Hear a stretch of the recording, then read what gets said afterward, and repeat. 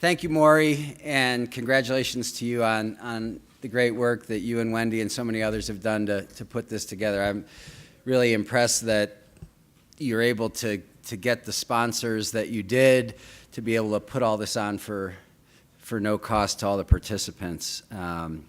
So I've been tasked with presenting Clean Power Plan 101.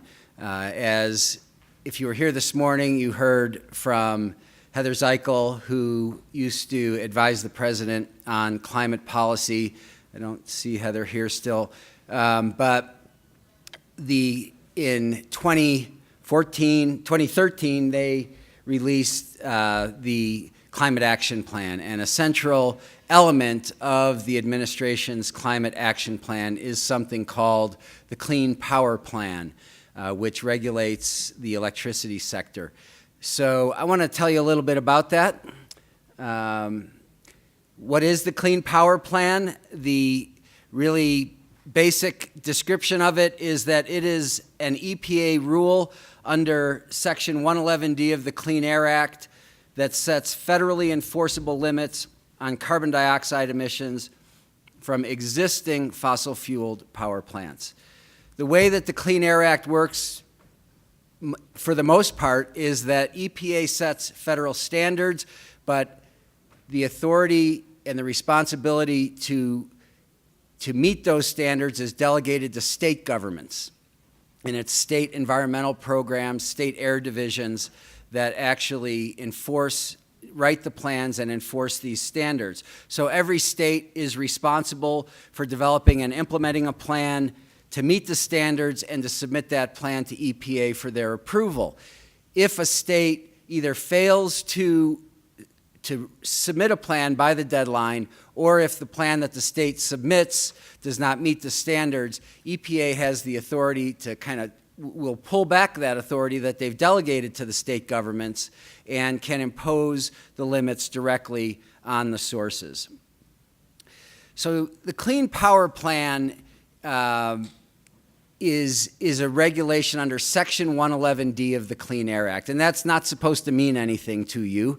But what Section 111D is sort of an obscure section of the Clean Air Act and has not really been used that much. What it says is that in most other cases, the Clean Air Act is very specific about how sources get regulated, how standards are established. But we're talking about a Clean Air Act that was adopted by Congress, signed into law, as you may have heard earlier this morning, by George H.W. Bush in November of 1990. It's 26 years old. In 1990, neither Congress nor EPA or really anyone else was trying to figure out how to use the Clean Air Act to regulate greenhouse gas emissions or carbon dioxide. So there is nothing specifically in the Clean Air Act about how to do this. And there's no specific section in the Clean Air Act that gives EPA, specific authority on how to do this. But there is this general section, 111D, that applies in cases where nothing else applies, is one way to think about it. And what that requires is that EPA sets standards that are based on application of something called the best system of emission reduction for whatever source we're talking about. Is it, in this case, power plants? It could be a refinery, a cement kiln, et cetera. So what is the best system of emission reduction for that facility? And that best system of emission reduction has to be adequately demonstrated and cost effective. It's not a blank check, so to speak, to limit the sources. So the trick here with carbon dioxide from existing power plants, both coal and natural gas, is that there is no adequately demonstrated technology that can be cost-effectively installed at an existing power plant to reduce carbon dioxide emissions. There is carbon capture and sequestration technology that, the technology exists, but it has not been demonstrated at scale, and it has not been demonstrated to be cost effective. So theoretically, you can capture the carbon coming out of a power plant and you can sequester it underground, but that has neither been adequately demonstrated nor is it cost effective. In most other cases, if you're looking at sulfur dioxide, for example, or other common pollutants, we have, whether it's with industrial sources or with motor vehicles, the transportation sector, essentially what we've been doing under the Clean Air Act for the last 40 plus years is cleaning up what comes out of the stack, what comes out of the pipe, by putting on catalytic converters on cars, by putting scrubbers on power plants. Well, that's kind of what's envisioned by the Clean Air Act here under Section 111D, but it just doesn't really work in this instance when talking about carbon dioxide from power plants. So EPA has had to determine what is the best system of emission reductions for carbon dioxide from existing power plants. And they came up with 3 things that could be done.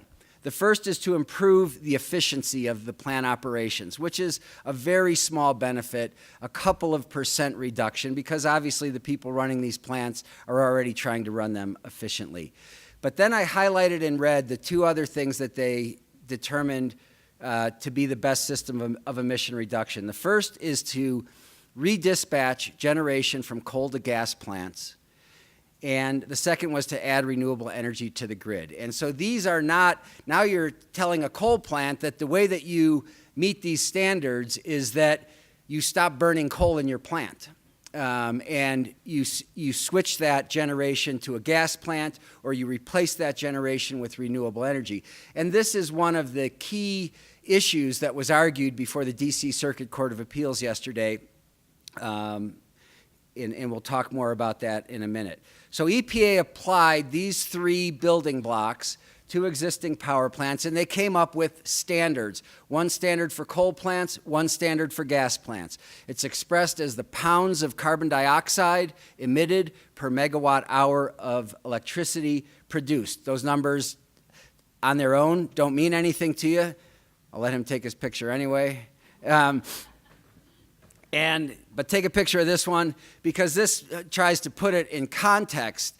So for a coal plant, the average emission rate for coal plants in the western United States is about 2,200, 2,300 pounds of carbon dioxide per megawatt hour of electricity produced. For gas plants, NGCC, natural gas combined cycle plants, it's right at 900 pounds of carbon dioxide per megawatt hour of electricity produced.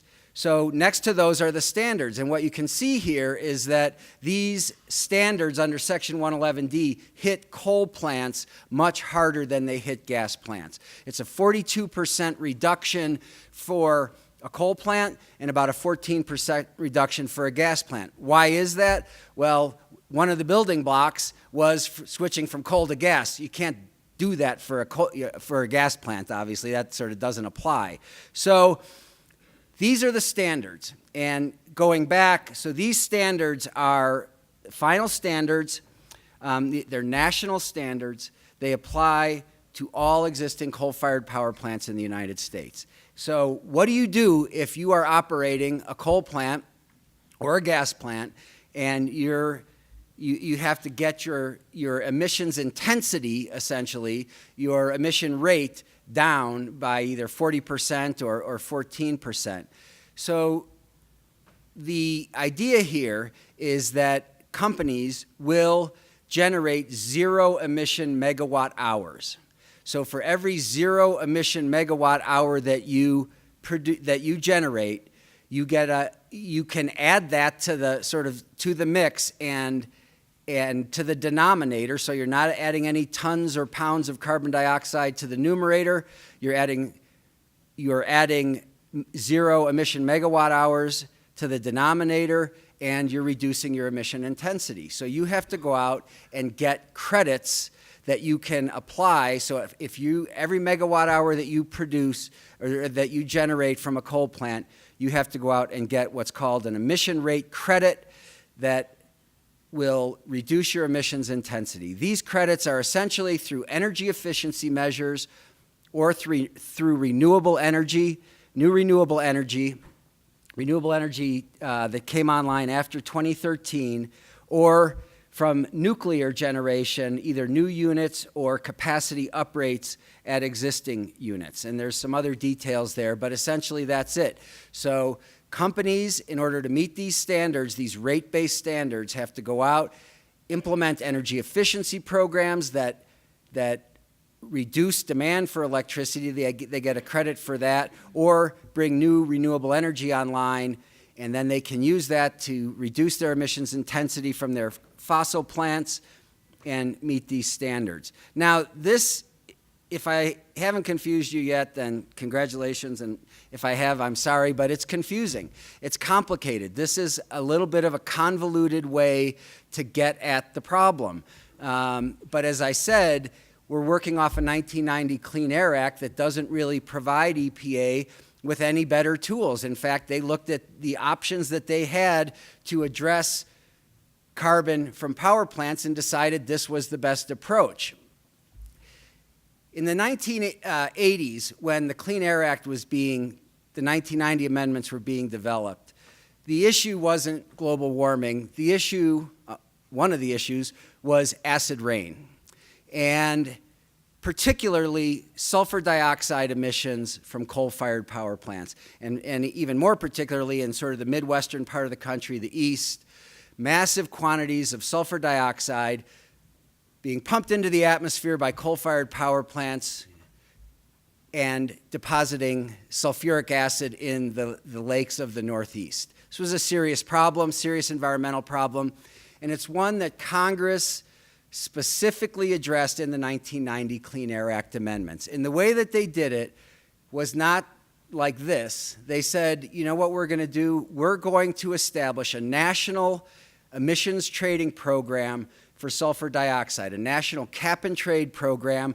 We're going to drive down the amount of sulfur dioxide that can be emitted from power plants across the country year by year. We're going to allow companies to do whatever they need to do, fuel switch. A lot of low sulfur Western coal was shipped east to replace high sulfur Eastern coal to bring down sulfur emissions. Put a scrubber on, whatever you need to do, but you can only emit so many tons per year. There's going to be a system of emissions trading, cap and trade. Well, how did that work? Not very good. This is a graph of emissions of sulfur dioxide and nitrogen oxide emissions in the western United States from 1995 to 2015. And I don't think I know how to make the pointer work, but the blue line is sulfur dioxide. Over the last 20 years, sulfur dioxide emissions from coal-fired power plants in the western U.S., and this is true nationally as well, have been reduced by 80%, almost 80%.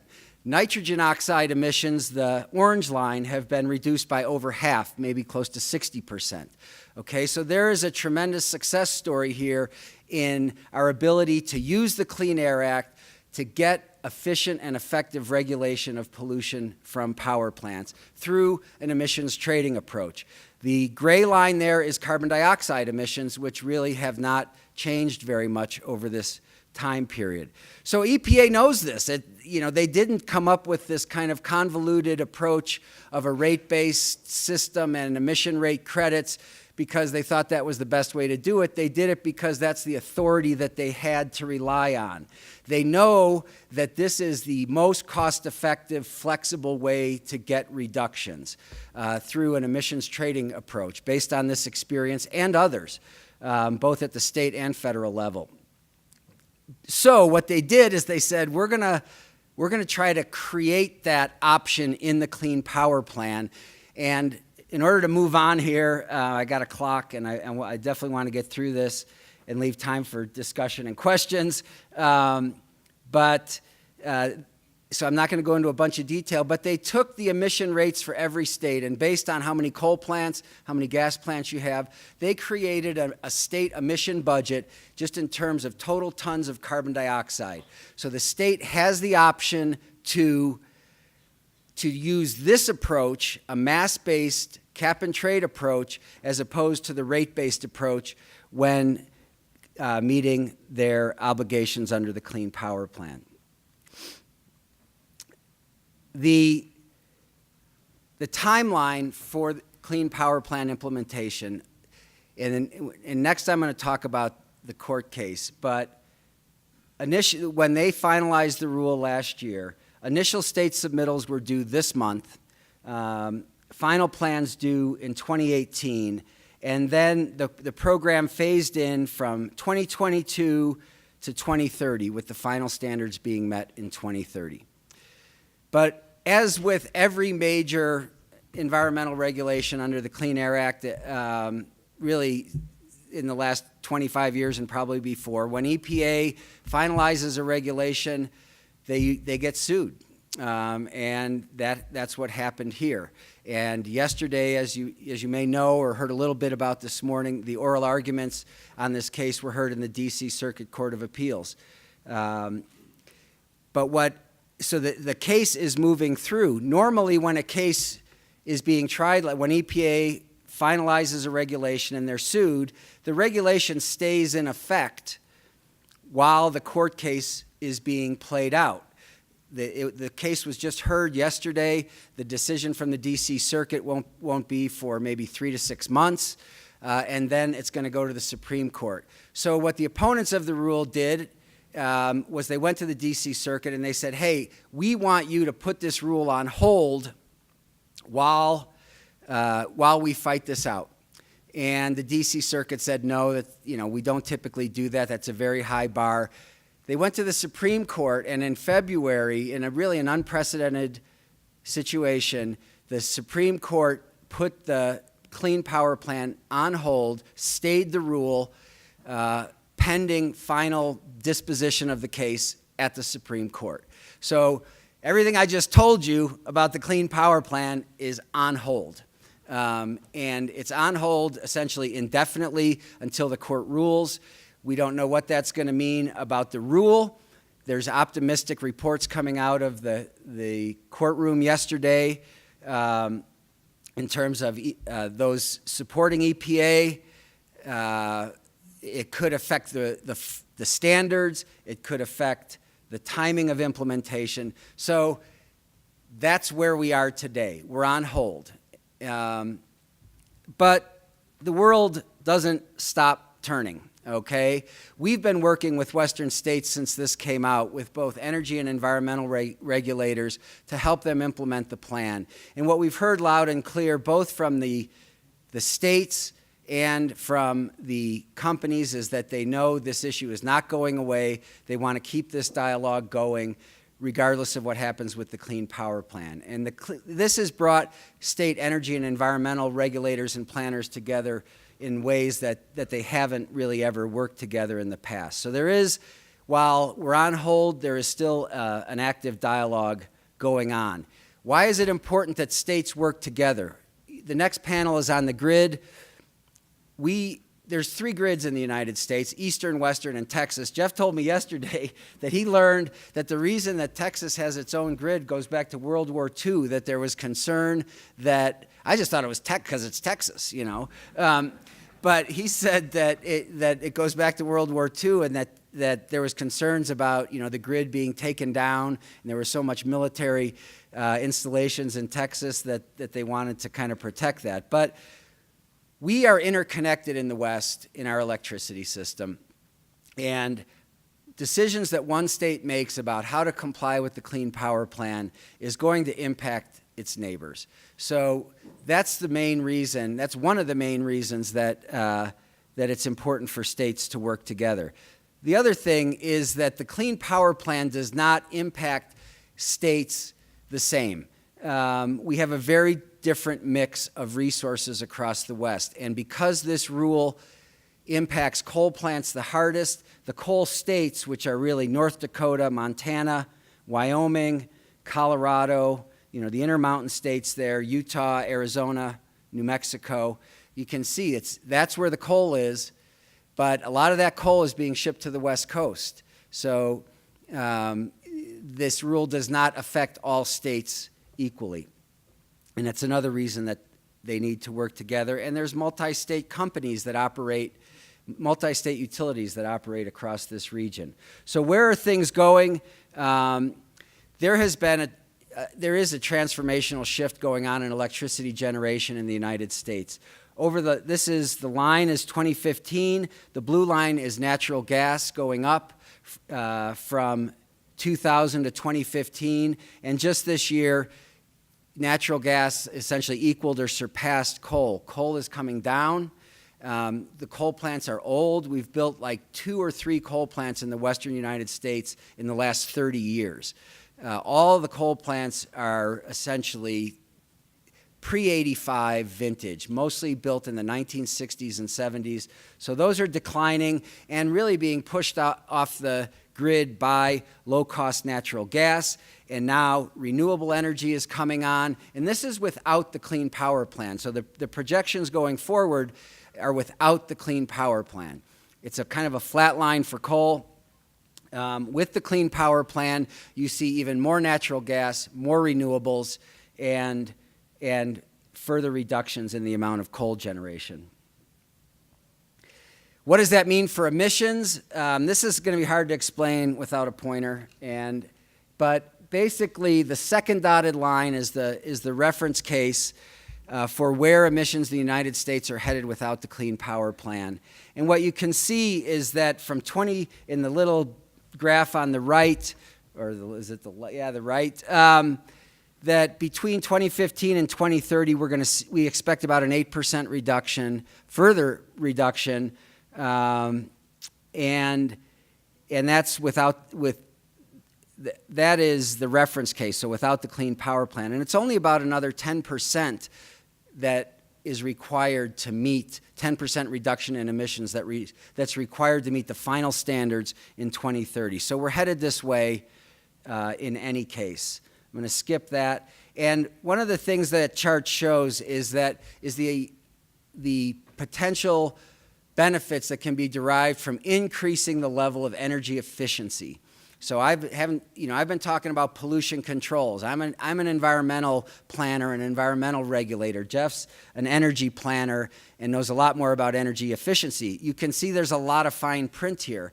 But the point is that the 2 bars that are going below the line actually indicate that if we ramp up to 2% energy efficiency per year, retail electricity bills in the western United States will actually go down. Monthly bills will actually go down by 3 to 4%. The price of electricity will go up a little bit, some, but we'll be using less because of energy efficiency. And overall, the monthly bills that people are going to see are going to be lower.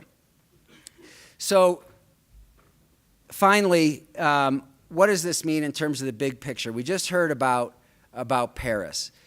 The U.S. goal, the U.S. commitment, our INDC, is 26% below 2005 levels by 2025. This analysis just came out from the Energy Information Administration, their annual energy outlook. And it shows, the headline kind of says it, emissions projections going forward depend on economic growth, they depend on energy prices, they depend on resource availability, and they depend on policies. But 26% below 2005 levels would be about 4,500 million, 4.5 billion tons per year in 2025. And what you can see, the reference case is the dark line. That's kind of, and the rest are just variations on that uncertainty. But none of those get us to 26% below 2005 levels by 2025, which is our commitment under Paris. So what I would draw 2 conclusions from that. One is that we've got more work to do, obviously.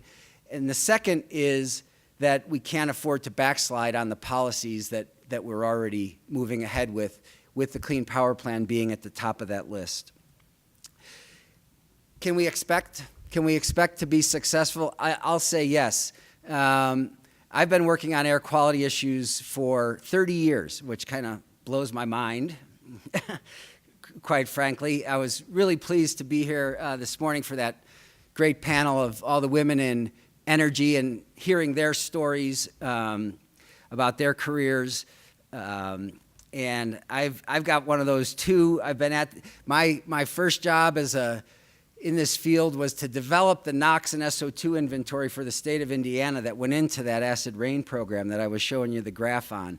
But here's what we've accomplished under the Clean Air Act over the last 35 years. The population of the United States has increased 40%. We're driving twice as much, so all the vehicle emissions. The economy has grown by 150%, and yet we've reduced common air pollutants. So this is referring to NOx, SO2, lead, carbon monoxide, has gone down by 63%. And you know, the presentation earlier was great, I thought, about the challenge that we have, but really the opportunity and our ability to meet that challenge. And I would look at this track record on other air pollution control programs, fully acknowledging that climate change and carbon dioxide emissions are a special challenge, but we have reason to believe we can get there. I did that with 17 minutes left, and I'll turn it over to Jeff. Thank you.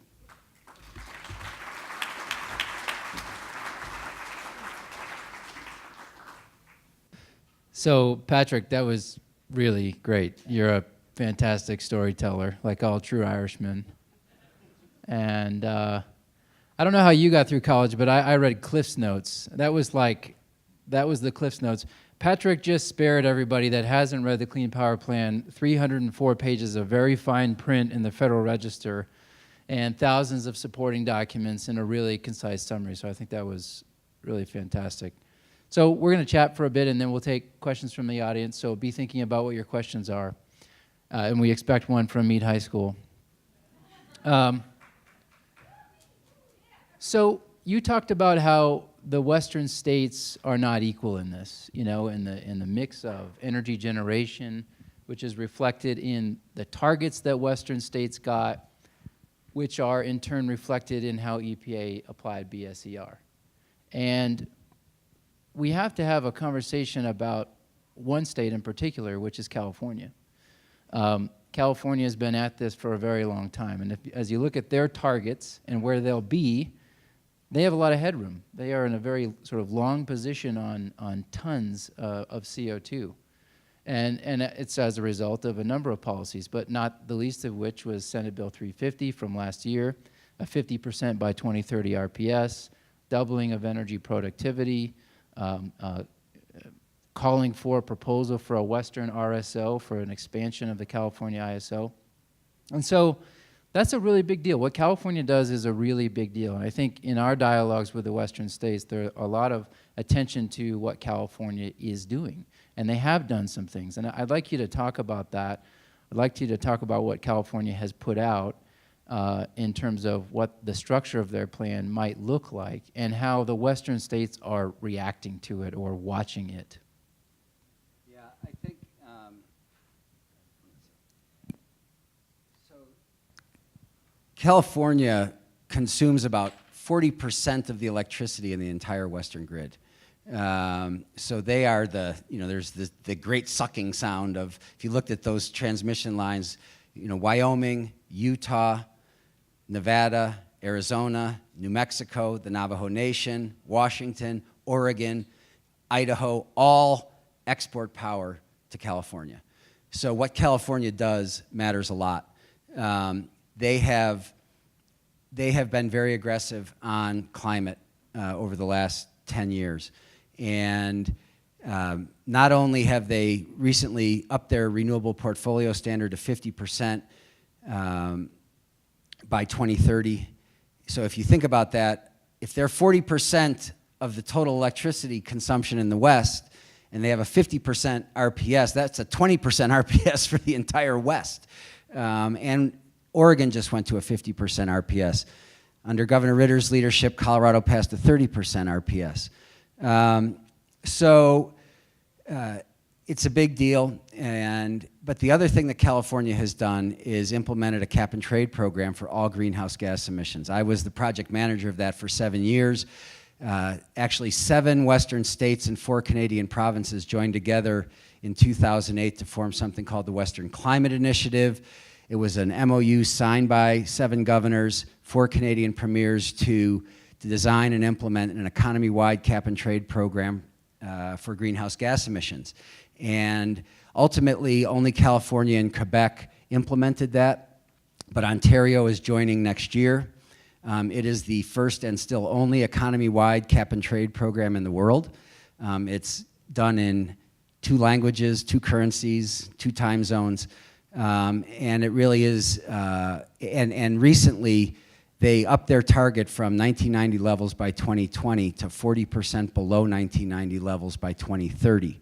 And so that is as aggressive as anybody in the world. The EU, the Canadian provinces are doing the same thing. As a result of that, California is, the Clean Power Plan is essentially a non-issue for them. But their actions definitely impact the Western grid. To some extent on Clean Power Plan compliance, but much more so, I think, on electricity generation and how we manage the Western grid going forward. The West does not have a regional transmission organization. It's sort of it's all chopped up. So hey, these are my talking points for tomorrow. So don't stop. Steal my thunder. Okay. Anyway. So, but California did release a blueprint for a plan recently, a state measures plan. You kind of skipped over that slide, but they're essentially saying we're going to adhere to our existing policies. Our cap-and-trade program will continue to be our plan. We will likely continue to regulate imported power in the West. And so I think, and we didn't read your bio. And by the way, you don't have your lapel pin on your California and Quebec WCI. Pat was the executive director, as he mentioned. He's got a lot of experience with trading, cap and trade, and a tremendous perspective on this. By the way, have you noticed that this stage is a lot like Between Two Ferns with Zach Galifianakis? I was thinking about that as I was looking around the floral arrangement. Does that make me Hillary? Yeah. If you haven't seen that, your you need comedy to is see what I'm it. trying to say here. Yeah, I'm trying. So here's a comical topic, maybe an engineer and an environmental regulator opining on legal issues, but yesterday I saw it was referred to in the news as the Super Bowl of climate days, the Supreme Court or the DC Circuit Court oral arguments, and they went on for some time, and parties have been preparing for a very long time, and I think what I'd like to try to give the audience really a finer point on is really what was at issue, and I want to sort of drill down to BSER, the best system of emission reduction, because you listed those 3 sources. In the draft rule, there were actually 4 sources proposed. Energy efficiency was a 4th building block. It was dropped in the final rule, but I think wouldn't you agree that one of the sort of key fields of debate here is what should the definition of BSER be, which technology should be included, is this an inside the fence line, inside the power plant fence line, or inside and outside the power plant fence line definition. And also too, something that's sort of really interesting to me is how does BSER evolve over time? Technology does not stand still. We saw a graph earlier of the cost of solar energy, for example. And so BSER, sort of by definition, has to be an evolving thing. But can you talk about how EPA has put together BSER and maybe what some of the arguments have been from an air regulator perspective about where their authority maybe begins and ends and how that sort of played out in some of the arguments? Yeah, just very briefly, and to your point about how BSER evolves, I think we see that that the emissions from the electricity sector in the United States are on a glide path to come close to the final Clean Power Plan targets in 2030, perhaps even without the Clean Power Plan. But we also know that that is not the end of this story by any stretch, that we need to go further, both to meet our Paris commitments and to further reduce greenhouse gas emissions. So it's important to get a system in place that can be improved over time. But EPA's ability to do that under Section 111D of the Clean Air Act the way it is now, to go outside the fence line, not to tell utility, you need to put a scrubber on, but to tell a utility, you need to shift your generation, you need to add renewable energy if you're going to burn coal. That's really the central issue before the before the DC Circuit and ultimately before the Supreme Court as to whether or not this rule stands up or not. Okay, we're going to take some questions. Mari, do you have questions from the audience? This is an important question, a human question, really. It's coming from the audience. It's asking about people that are displaced from the coal mining sections and such. Are there any provisions in the CPP for retraining displaced coal miners, power plant operators, and others? Any provisions for economic development and assistance in communities heavily reliant on industries such that are impacted by the CPP? Yeah, so that's a great question. I'll start with it and then hand it off to you. We're going to have a panel tomorrow morning. Chairman Al Manier from Wyoming is going to be here. We'll have Maury Galbraith from the Western Interstate Energy Board. We'll have Martha Rudolph from Colorado Department of Public Health and Environment. And I'm gonna talk about this. We're gonna discuss the impact on coal communities. In Wyoming, the average coal miner salary is $82,000. And it's twice the statewide average. And so, I mean, think about that and where those folks would be displaced to. One of the things that I would sort of point out that we've done some thinking about is the amount of time and the amount of money that goes into reclamation, reclaiming a site. When a fossil steam unit is retired, it's not just retired like that. It's a period of years up to a decade to bring that facility back to virgin land, essentially. And that's a multi-million-dollar process. And so I think that needs to be part of the conversation about how folks that have worked in that industry for generations in many cases perhaps could be transitioned to this reclamation process. I think that's a really, really important part of the dialogue. And this is something that every state is thinking about. I think you're going to hear from Al Manier tomorrow about how this has had the decline in coal production due to market forces have had an impact on the economy in Wyoming, how they've had an impact on the budget in Wyoming. And I think he plays sort of a dual role in that he's an economic regulator of utilities, but he's also, I think, sort of an eco-devo regulator in some cases. And so these are really complicated issues. I want to unpack those tomorrow on our panel. And so I invite you to come back in for tomorrow morning when we're going to discuss that. Yeah, it's a huge issue. There's a big transition underway, and there's a lot of people, especially in small towns around the West, and whether it's a factory town, so to speak, a plant town or a mining town, that are being impacted by this. The short answer to the question is no, there is nothing in the Clean Power Plan specifically to address that. But I'll tell you where there is an opportunity, and that is if states adopt the cap and trade approach to compliance with this, then it's up to the state government to decide how to allocate the allowances that every state has a budget. Let's just say it's 100 tons a year of carbon that your state can emit in 2022. The state government has to decide what to do with those 100 tons, who to give them to, or should they sell them? And if the state sells those, as opposed to giving them away, there is potentially a revenue stream there that could be used for a variety of purposes. And this is what California does with their cap and trade program. They auction a portion of the allowances, and then they use that money for different purposes. There's the first cap and trade program for carbon dioxide in the United States is a group of Northeast states under a program called the Regional Greenhouse Gas Initiative.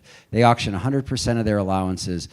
They've brought in, I don't know exactly how much, but I think it's a couple $2 billion so far that gets plowed back into energy efficiency. I added up all the tons that, for all the states, the national total, and if you sold those at $10 a ton, it would be something like $1.8 trillion over the 10 years of implementation. So it gives you some idea about what the potential for this idea of auctioning allowances under a cap and trade system could mean for for a revenue stream that could be used for a variety of things. One thing you can do is just give it right back to the ratepayers, but it could also be used for things like transition in coal communities. And we're going to run out of time. I was thrilled to see hands up out there. Jeff and I will both be around, so I know we won't get to all the questions at this point, but please come up afterwards so we can talk more. Either you're interested or I confused you. So we have a question Yes. over here, but remember that, as Jeff mentioned, he has a session coming up tomorrow morning. Thank you. I noticed that there's an increased emphasis on the use of natural gas, but I'm wondering if in figuring the greenhouse effect on natural gas, whether the EPA or whoever made these regulations took into effect that if you leak methane from the natural gas wells, sometimes it actually makes natural gas a worse thing than if you just stayed with the coal plant. So, you know, that's not part of this regulation, but I understand the question, and obviously there are other actions being taken both at the state level, Colorado's a leader in this, as well as the federal agencies working to address that. Yes? Sure, sorry. Which one?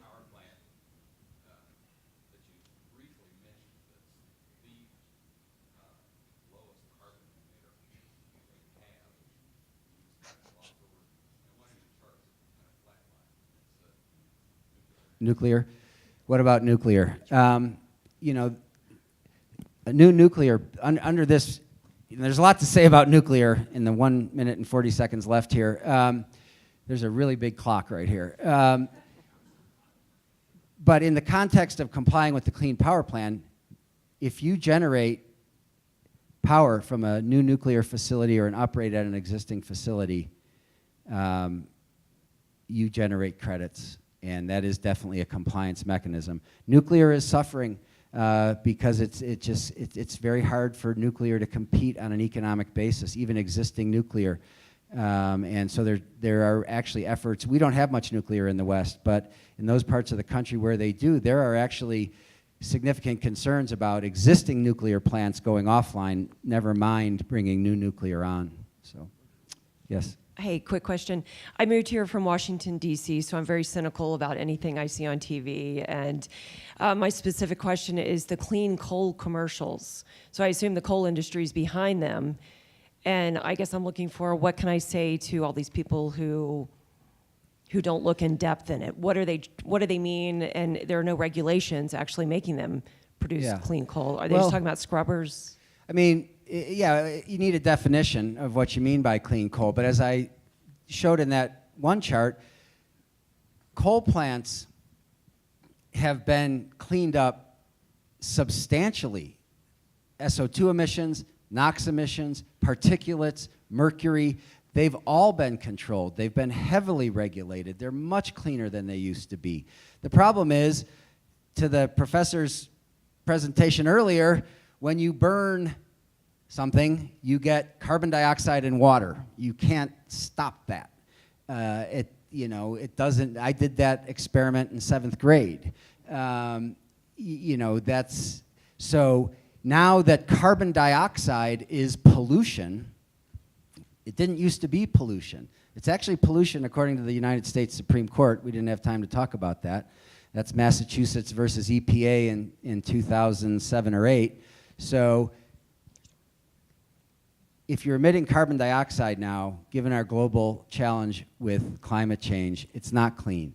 And the idea that we might be able to capture and sequester that carbon would be the answer in that regard. But the cost of other technologies is coming down so fast, and the ability to generate zero emission renewable energy just makes me think that's rather unlikely that we're going to see that technology come on anytime soon. But it needs to be in the basket for sure. Research the Kemper plant in Southern Company if you're interested in that, is what I recommend. So one more question, and I think it's from Meade High School, right? Right on. Our clock has been flashing red for the last couple of It minutes doesn't while tell you were how talking, far you by the went way. over, so it doesn't Yeah. matter. We'll just keep going. So this is just a really quick Zero, question. and that's it.